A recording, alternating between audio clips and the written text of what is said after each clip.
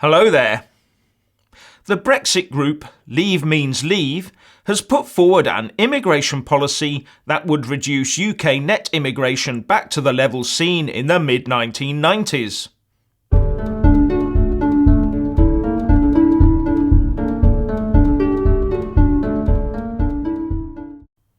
The Leave Means Leave immigration policy that was delivered to Downing Street has been welcomed by former Tory leader Iain Duncan-Smith and former Brexit minister David Jones.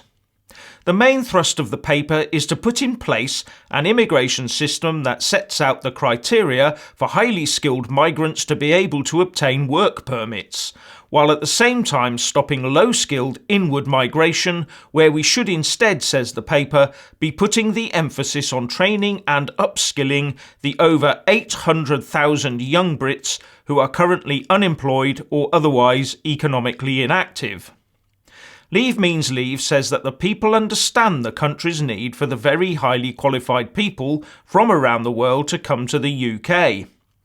And on lower skilled migration, Leave Means Leave said, "Not only is migration for lower skilled work less of an economic benefit to Britain than other types of migration, but it can also be problematic for source countries.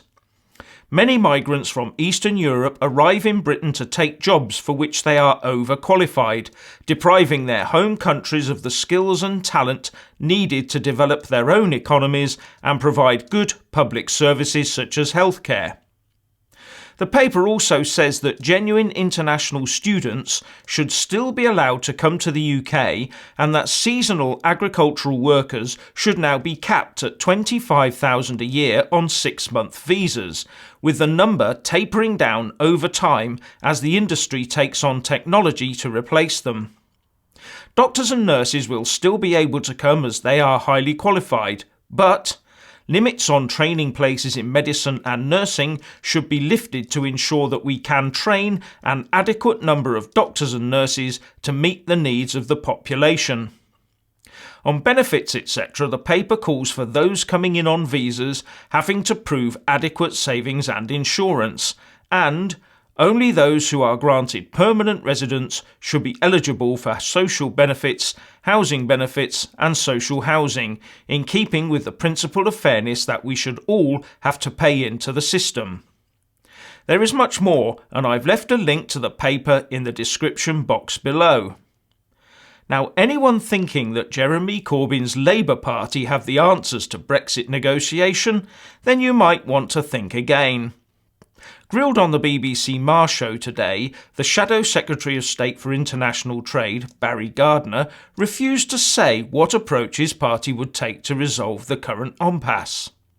The Labour MP said that it was the opposition's job to scrutinise the government, not provide it with answers.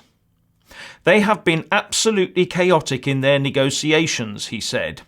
"It's not our call, and it would be foolish of an opposition to actually put out there and say, this is the solution, when we're not at the negotiating table itself.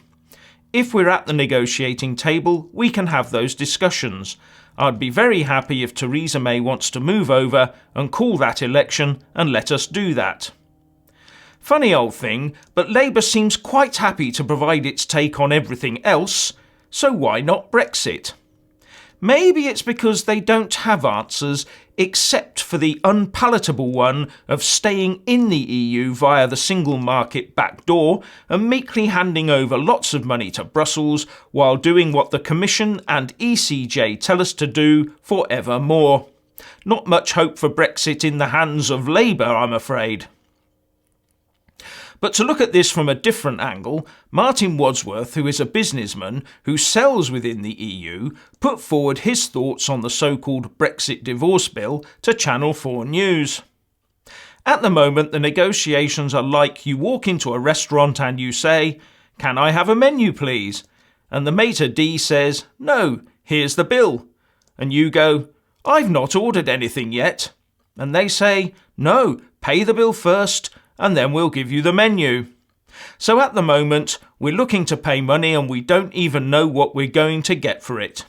From my point of view, I think we should actually just say, look, we're out of this unless we can get a better deal in the meantime. Yes, and you can be sure that the items on such a menu will be worth far less than the amount paid. In fact, we may well have to pay again and give a tip too. What do you think? Please leave a comment below. Thank you. Please do like and share this video, and also subscribe to my channel. And when subscribing, please do remember to press on the little bell next to the subscribe button. That way you'll get an alert every single time I put up a new video. Thank you very much for watching.